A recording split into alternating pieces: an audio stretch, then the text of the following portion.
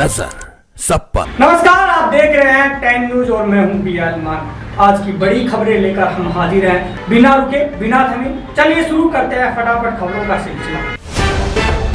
अयोध्या राम मंदिर आज पूर्ण रूप से समर्पित हुआ। पीएम मोदी और मोहन भागवत ने 161 फीट शिखर पर धर्मध्वजा फहराई। मोदी ने कहा, आज सदियों के घाव भर गए और मानसिक गुलामी की जंजीरें टूट रही हैं। रामलला को सोने रेशम का पीताम्बर पहनाया गया, सुरक्षा के कड़े इंतजाम रहे और शहर को 1000 क्विंटल फूलों से सजाया गया। पीएम नरेंद्र मोदी कुरुक्षेत्र पहुंचे, जहां उन्होंने ज्योतिसर अनुभव केंद्र और पांचजन्य संघ स्मारक का उद्घाटन किया। गुरु तेग बहादुर जी के 350वें शहीदी दिवस कार्यक्रम में जमीन पर बैठकर शामिल हुए, बच्चियों की कीर्तन सुने और विशेष सिक्का व डाक टिकट जारी किया। वे अंतर्राष्ट्रीय गीता जयंती महोत्सव और संध्या आरती में भी शामिल हुए।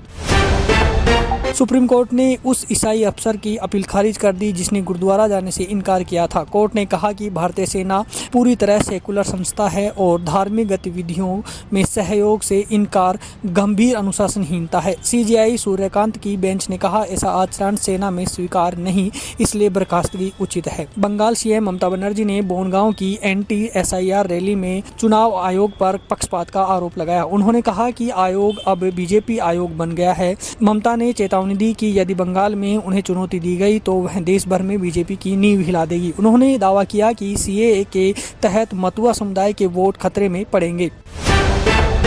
ओटावा में खालिस्तान जनमत संग्रह के दौरान खालिस्तानी समर्थकों ने तिरंगे का अपमान किया और भारतीय पीएम के खिलाफ नारे लगाए। सिख फॉर जस्टिस ने गैर कानूनी रेफरेंडम से आयोजित किया था, जिसमें हजारों लोग शामिल हुए। इसमें पूछा गया कि क्या पंजाब को भारत से अलग कर खालिस्तान बनाया जाए। पाकिस्तान ने रात में अफगानिस्तान के खोस्त, कुन्नार और पख्तिका प्रांतों में एयर स्ट्राइक की। खोस्त में 9 बच्चों और 1 महिला की मौत हुई। तालिबान प्रवक्ता ने कहा कि पाकिस्तान ने युद्ध विराम का उल्लंघन किया है और सही समय पर जवाब दिया जाएगा। पाकिस्तान की सेना ने अभी तक बयान जारी नहीं किया।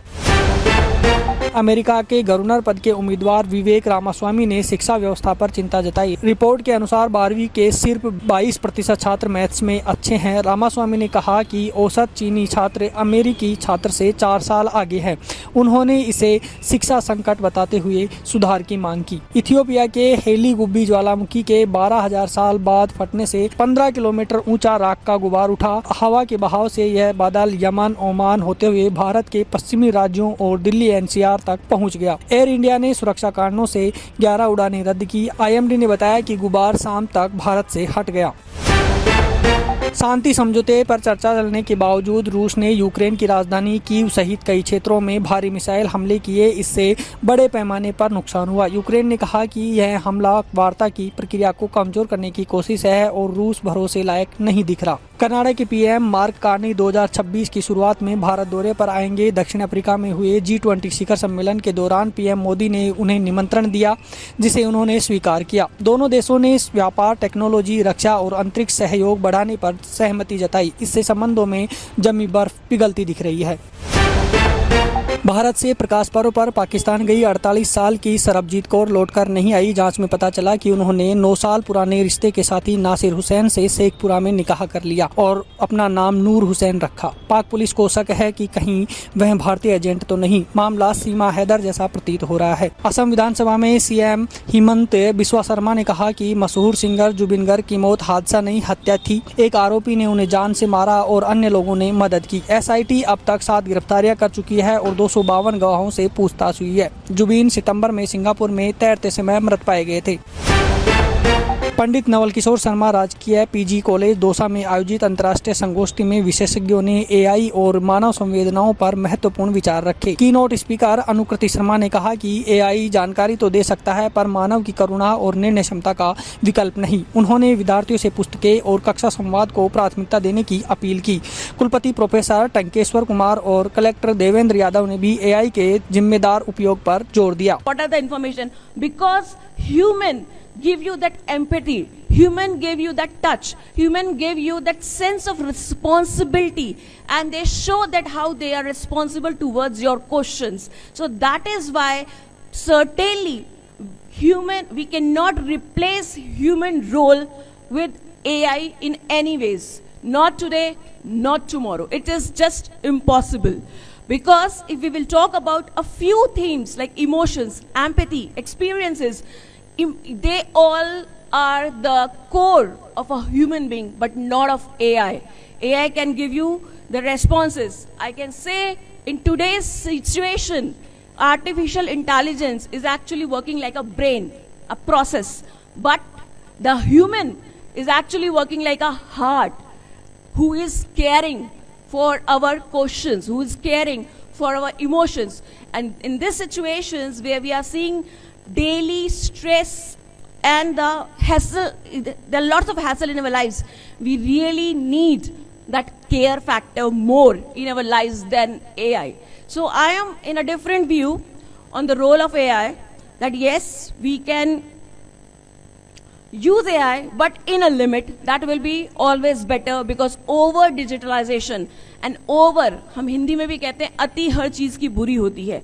So that's why here we need to find out where to stop using the digitalization, where to stop using the information technology, where to stop using the artificial intelligence. Especially if you are in a research work, we have to focus on these factors. Bengaluru में एक software engineer से झोलाछाप ने यौन समस्याओं के इलाज के नाम पर 48 लाख ठग लिए. इंजीनियर ने 20 लाख की बूटी और 17 लाख का तेल खरीदा. स्थिति बिगड़ने पर मेडिकल जांच में किडनी डैमेज मिला. पीड़ित की शिकायत पर पुलिस ने धोखाधड़ी का केस दर्ज किया और जांच शुरू की.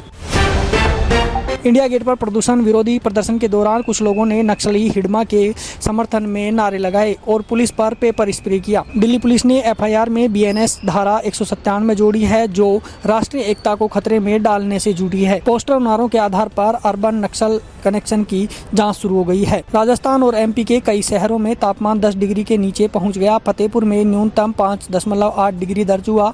बिहार में घना कोहरा, विजिबिलिटी 100 से 200 मीटर तक गिरी. बद्रीनाथ में तापमान -12 डिग्री पहुंचा और नदी झरने जम गए. मौसम विभाग ने पहाड़ी इलाकों में बर्फबारी का अलर्ट जारी किया है. अपोलो टायर्स के बाद बीसीसीआई को एशियन पेंट्स का नया स्पॉन्सर मिला है. इससे बोर्ड की आय में करोड़ों रुपए का इजाफा होगा. बीसीसीआई दुनिया का सबसे अमीर क्रिकेट बोर्ड है और स्पॉन्सरशिप डील उसकी बड़ी कमाई का आधार है. नई साझेदारी टीम इंडिया की मार्केटिंग और ब्रांडिंग को मजबूत करेगी. भारत घरेलू टेस्ट सीरीज में लगातार हार के कगार पर है. साउथ अफ्रीका 2-0 से क्लीन स्वीप की ओर बढ़ रहा है. एक्सपर्ट्स का कहना है कि कोच गौतम गंभीर की रणनीति विफल हो रही है. कम स्पेशलिस्ट बल्लेबाज और कमजोर ऑलराउंडर टीम को पीछे धकेल रहे हैं. कुछ पूर्व क्रिकेटरों ने टेस्ट कोच बदलने की सलाह भी दी है. धर्मेंद्र के अचानक हुए अंतिम संस्कार पर फैंस सवाल उठा रहे हैं. पद्म भूषण विजेता होने के बावजूद राजकीय सम्मान क्यों नहीं मिला और अंतिम दर्शन क्यों नहीं कराए गए? परिवार ने कोई आधिकारिक जानकारी भी जारी नहीं की. अस्पताल में भर्ती होने के बाद उनकी स्थिति गोपनीय रखी गई, जिससे शंकाएं बढ़ी हैं. मस्ती 4 में रितेश देशमुख, विवेक ओबेरॉय और आफ्ताब शिवदासानी की तिकड़ी फिर लौटी है. हल्के फुल्के हादसे के बावजूद दर्शक कम पहुंचे, लेकिन फिल्म ने 4 दिनों में 10 करोड़ रुपए कमा लिए. नोटी कॉमेडी पसंद करने वाले दर्शकों के लिए यह टाइम पास एंटरटेनमेंट माना जा रहा है. तो ये थी आज की सभी बड़ी और जरूरी खबरें तेज रफ्तार में. अगर आप देश दुनिया की हर हलचल से अपडेट रहना चाहते हैं तो जुड़िए 10 न्यूज के साथ. मैं हूं बीएल मान. मिलेंगे फिर एक और बुलेटिन में. तब तक के लिए मुझे दीजिए इजाजत. जय हिंद. नजर सब